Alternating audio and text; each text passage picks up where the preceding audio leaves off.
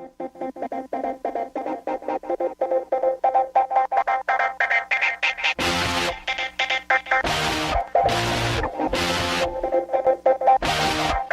go. What planet are we on tonight? It's hard to find you. What planet are we on today? I've never felt so far away.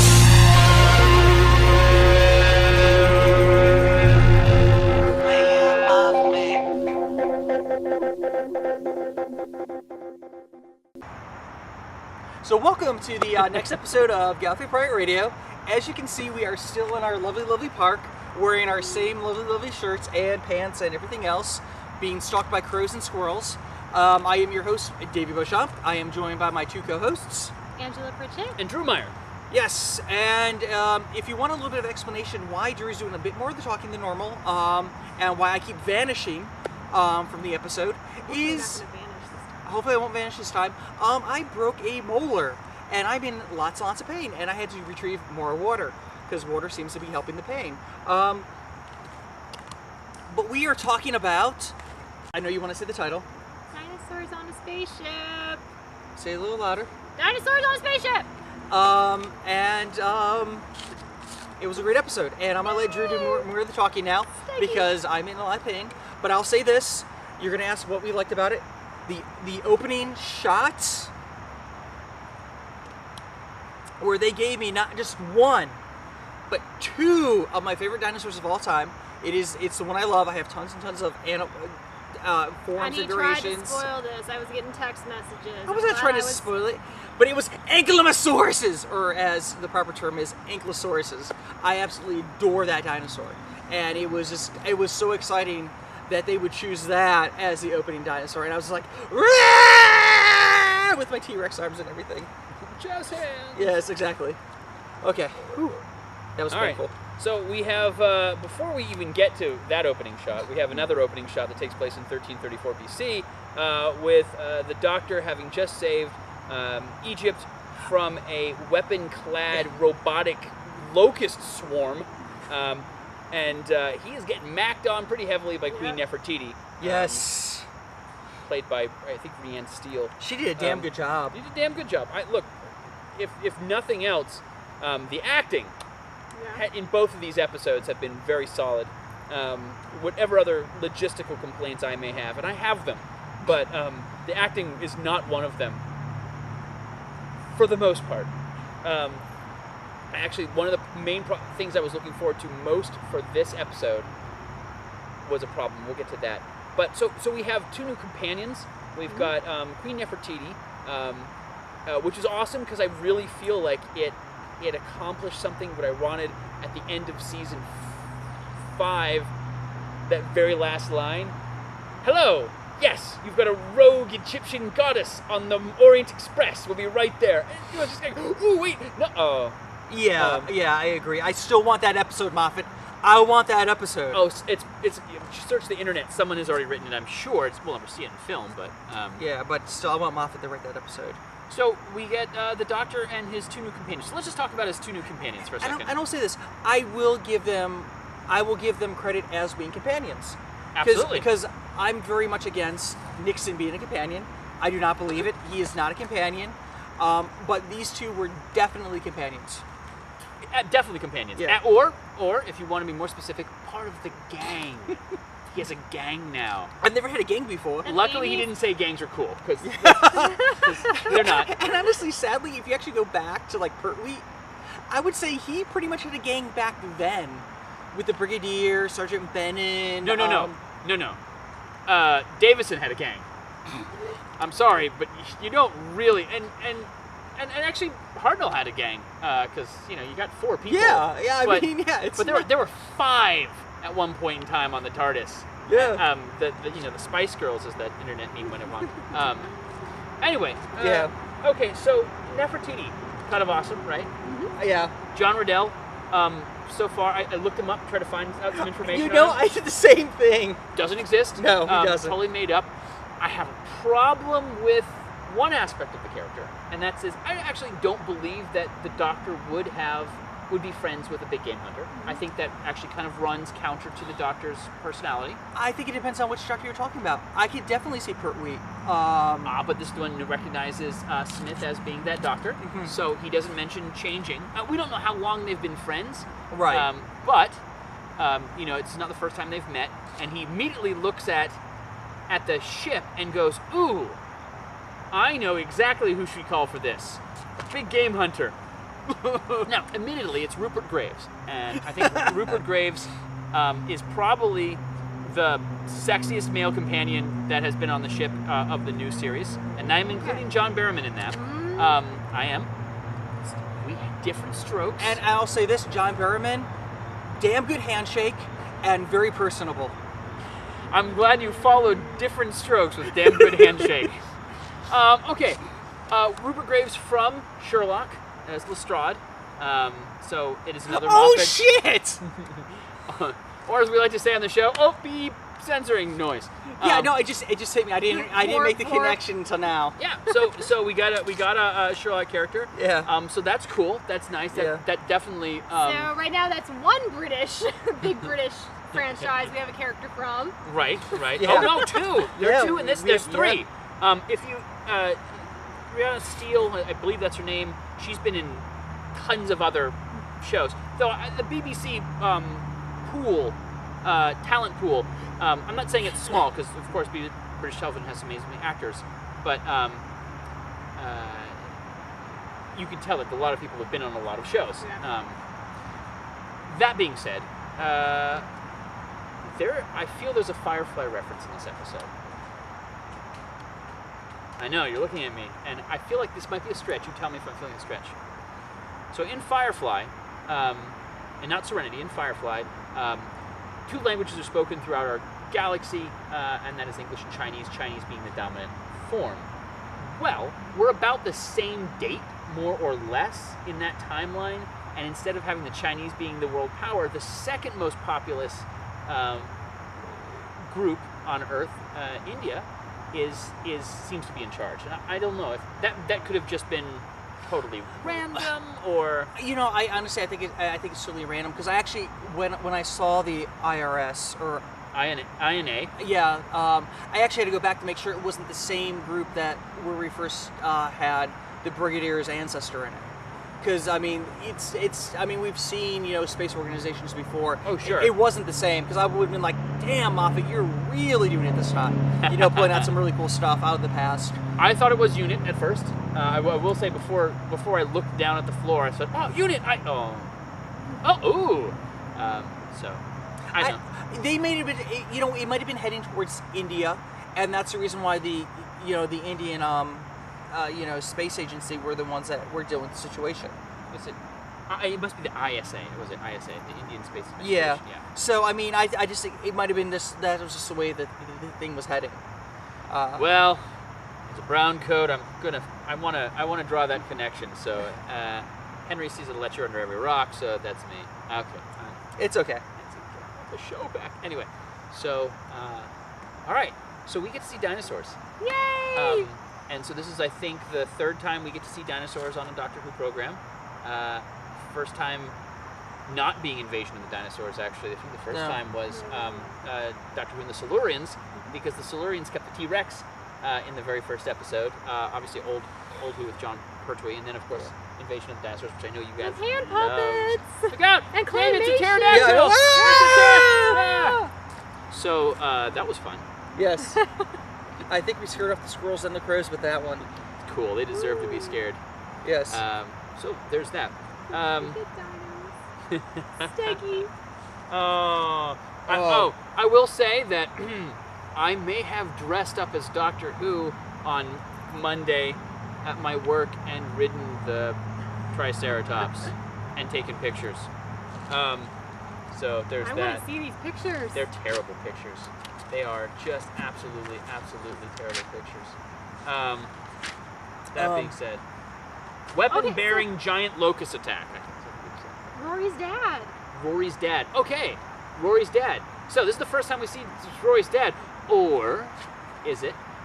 We didn't see Rory's dad at the wedding. I know. I don't No. remember. Yeah. yeah, but Well, no, they happened in Lifford, so that makes no sense why we wouldn't have seen his dad there. Right. And there is a father. I haven't gone back and seen this, but I'm pretty sure Rory's dad, there is a Rory's dad in the thing. We just don't see it. Yeah. But the doctor specifically says to Mel's, I dance at everyone at the parties, men and women, and I don't remember you. I don't do weddings. Well, apparently he didn't also dance with Brian at the wedding. Yeah. So Or the doctor could be following rule number 1. the doctor lies. Yes. But then, of course, the father would have recognized him. So, yeah, Sure. there is... Wibbly wobbly. Wait, Moffat didn't write this episode, and that could have been an oversight by the person that wrote it.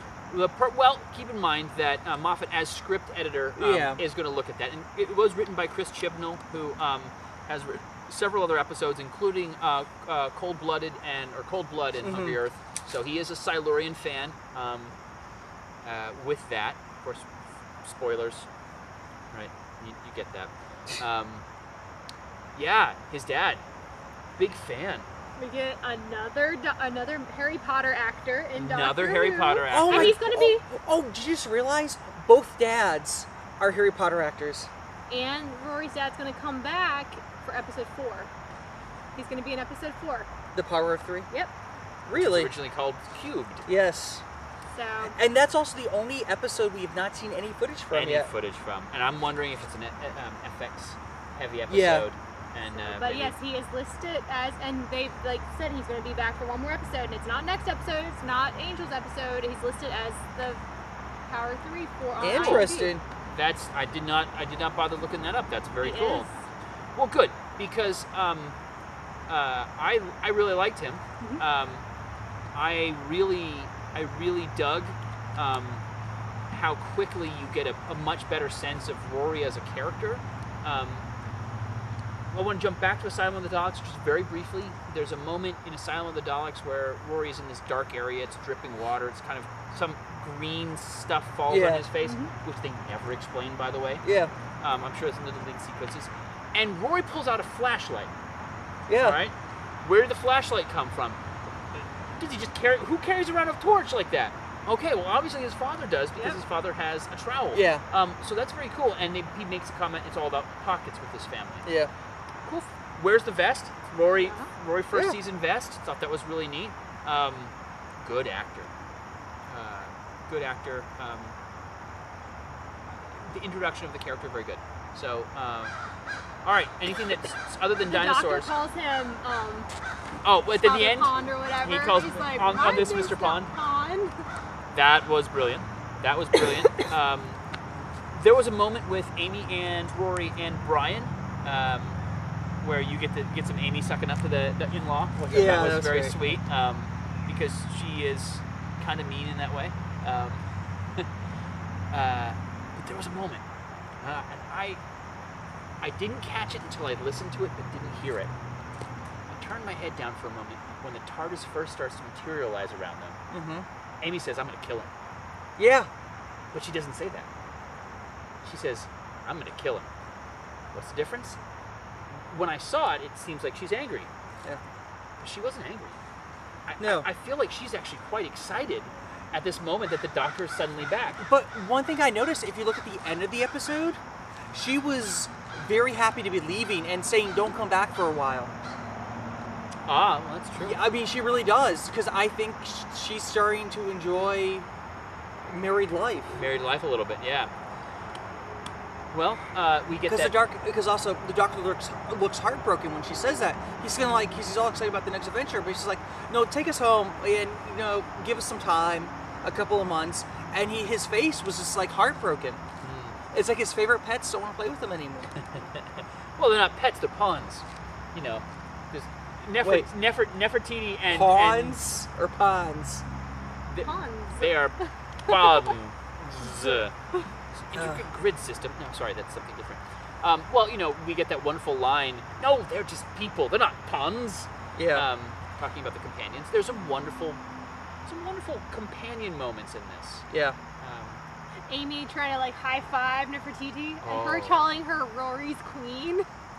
Oh my god, that was so funny, because if Rory ever heard that, because that actually is the first time we've really seen that Amy put herself, She's like, Below "Don't tell him Rory. that. Don't tell him that. Don't tell him I said that." it's like, And I mean, I think that's been a lot of growth with that character and that aspect, because you know, at first she was like the Doctor, but now she's like, I'm Rory's queen, and I thought it was very, very touching. Which, you know, what I don't know if I missed you guys talking about in Asylum of the Dialects is that whole like fight that they were having. You know, just talking about, you know, don't tell me, you know, giving you up was the hardest thing. I mean, it's really nice to see her actually show that much emotion towards Rory about how she really feels about him. I think there's a switch with them. I think there's a very dynamic switch where it was Rory puppy dog following along for the first part. In fact, you know, all these photos of Amy and the Doctor and Rory in the background, kind of a thing. I mean, it's not that anymore. No. It is Rory is coming to her rescue a lot more often than the Doctor is, and she is confident that. But she's grown as a character. Rory's grown into a character. They're becoming a lot more rounded. Well-rounded, very. So just in time to get rid of them. So we get another Harry Potter character in this with Solomon, who is Filch. Is that correct? The janitor with the cat. Sorry, my Harry Potter trivia is not necessarily up to snuff. Just in this like the Matt Smith run, there were tons of Harry Potter people. Yeah, Yeah. that's true. Yeah. And of course, Debbie Tennant was Yeah. also. Moaning Myrtle. Well, the Vampires of Venice. No, but the I was lead gonna say vampire was, Tennant was actually Yeah, and Harry also, you Potter. know, Yeah, Moaning Myrtle was in it too. the lead vampire in the Vampires of Venice was Malfoy's mom, if I remember right. Oh, she's gorgeous. As a gorgeous woman. Oh, and can I just say that Amy is particularly cute in this episode. I think cute. All guys think that. What, that she was particularly cute in this episode? In every episode. No, hot. But she's cute in this episode. I think that actually is a presentation of how she plays her character off. And She's was got the she's gun. actually, You know, I think a lot but is she's not wearing a skirt. But the thing is I think a lot's happened between Asylum of the Dialects and this episode. 10 months worth. Yeah, I think that's part of it. Yeah. Because I mean, I think something happened in their lives, because this is the time also now, you know, she's ready to go home. You know, they had their little fun, their vacation with the Doctor. Now it's time to go back home, because she's no longer a model anymore either. Oh, right, yeah. Because you know, so I mean, something has definitely happened in her life, in their lives, in those 10 months. Sure. Okay. So there's a lot going on in this episode. Yes. Let's talk a little bit more about the episode proper rather than kind of the where it places. Let's just do a quick timeline with it. So they see the dinosaurs. They run away from the dinosaurs. They get separated because Rory and Amy are always going to get separated in an episode. Always. Always, and that's kind of the point of it. So we get Amy as in the Doctor's role, leading. Which was amazing. Very fun. Kind of harkens back to our the girl who waited episode. Where she can take care of herself. We get to see the Silurians. I guessed Silurians previous to it, just from the plants, which I kind of thought were a little fake. Otherwise, the set was pretty good. Fake plants in a Doctor Who episode? I know. I was just like, this really looks like one of the Silurian. Oh, look, it's Silurians. Anywho, we get to meet Solomon. Solomon may very well be the worst, and in a worst bad guy, like actually baddest bad guy of any character introduced in Doctor Who. A character almost completely that you can have no empathy for. No. None. I did have empathy for his robot. Okay, and I have a problem with that. I honestly, I had no empathy for those robots. Oh, they're just their voices. They were so cute. Do you know who those voices were? They sounded really familiar. Have you ever watched the Mitchell and Webb show or the Peep Show? They're two. They originally were not supposed to be those two voices. They had actors. They recorded them, and they brought Mitchell and Webb in. If you haven't watched the Mitchell and Webb, there's that Mitchell and Webb look. Is on Netflix. I recommend it, particularly episode 1, where you get to find out that 2 Nazi officers realizing that they're the baddies in this story is absolutely just a brilliant. Sorry, not a big fan of Number Wang. Sorry, Number Wang fans out there, but they're good. Didn't like the So yeah, we have this. Would you agree that this might be one of the funniest, zaniest episodes that we've seen of Doctor Who in a while? Yes, but definitely Sounds fun. it has some darker tones to it. And that was the next point I was going to make. Yeah. So let's just think of some funny, zany, lot of frenetic energy coming from the Doctor, bringing in a gang, random characters. There's definitely a Scooby gang with this one. A Christmas list representation. Those aren't kestrels. I mean, he cracks a lot of jokes. There's a lot of humor in this episode. But along with that, you know, you read the reviews and people are like, this is like one of the funniest episodes yet. But there's some horrifying things in this episode. Oh, yeah. We have genocide.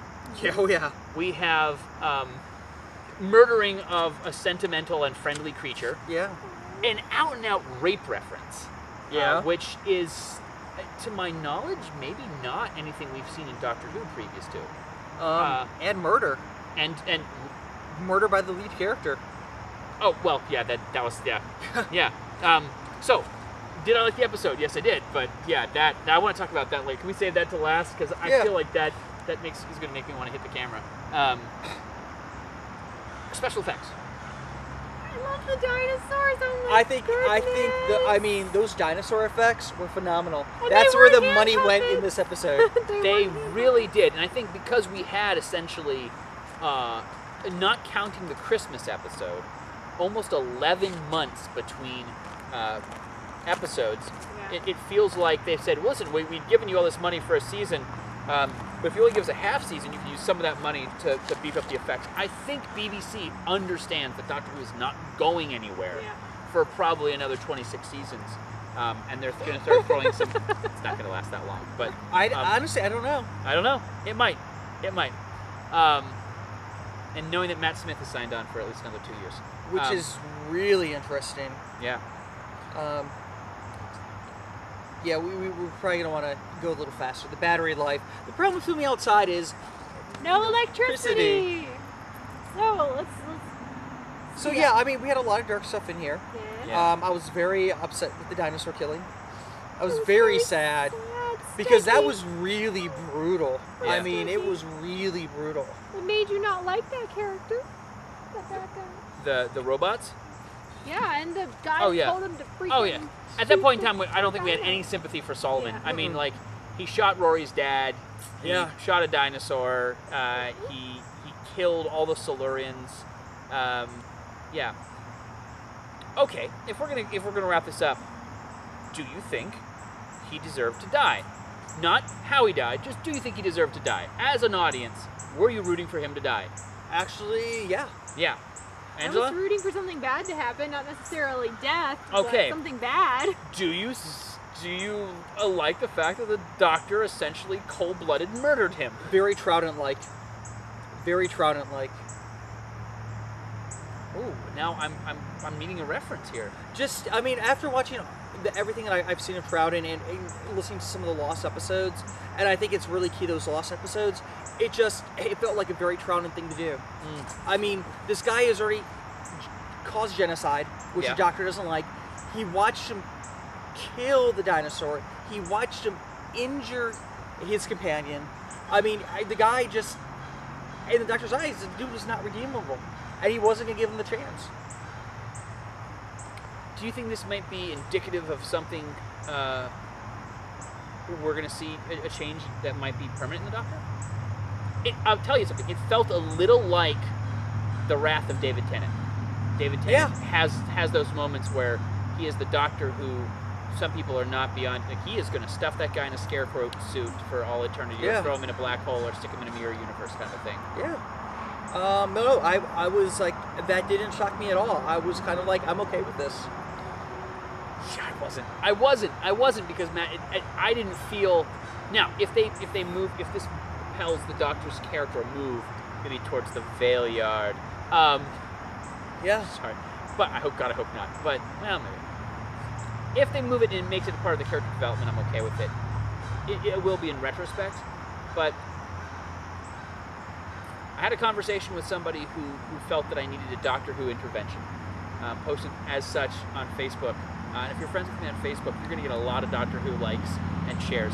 But one of my friends said, like, I watched the show, I didn't think it was all that great. I don't understand what everyone likes about it. I mean, it's no Hell on Wheels or so-and-so. And my answer to that, as I said to him, is Doctor Who has a positive message. It's a kid's show that adults can enjoy, whereas you wouldn't show Hell on Wheels, I've never seen it, to children, I hope. God, I hope not. But you know, so it just hit me. The Doctor did show him mercy at one point in the episode. Oh, several When times. he saved the guy's legs and let him walk again. I don't know. Okay, I'm going to argue that he didn't show him mercy because he had the gun on Rory Yeah, and but the Brian. thing is the Doctor in that circumstance could have done something. Because he always could do something. Sure. He gave him a chance. Sure. And the guy blew it. Yeah. All right. Angela, what do you think? You okay with him killing him? I was okay with something bad happening to him. Yeah. Not necessarily the guy dying, but I was okay with something bad happening. But were you going to say something about that? Because there's one thing that we have to hit that I think is really important that's thematic through this season so far in the first episode of Right. this episode. The Doctor admits that he was the second piano player in the Franz Schubert piece, which means that's 2 episodes in a row that And- he's admitted to being a musician. It's also the second episode we've had so far that something did not know who the Doctor was. Oh, yes. Right. Which is very interesting because Galactic History knows who he is. Sure. And all of a sudden, after being wiped from the Daleks, memory, why is the machine should have recognized him in some form or fashion, but it didn't. Oh! Composure. Yes. You want to say something? I think I know who asked the question now. And I know I said that last time. Too. Yeah, you keep. I don't think it's going to be Amy. Who do you think it's going to be this I time? think it's going to be the Doctor. The Doctor asking the Doctor? I think the Doctor's going to ask himself who he is. Yeah, but you know, I think it needs to be another Doctor. Oh my... I know which Doctor it would be too. I know which Doctor they would pull in for that. Arnold.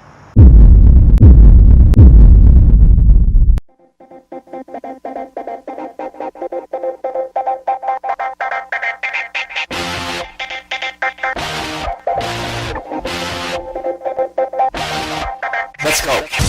We'll got it on tonight. It's hard to find you.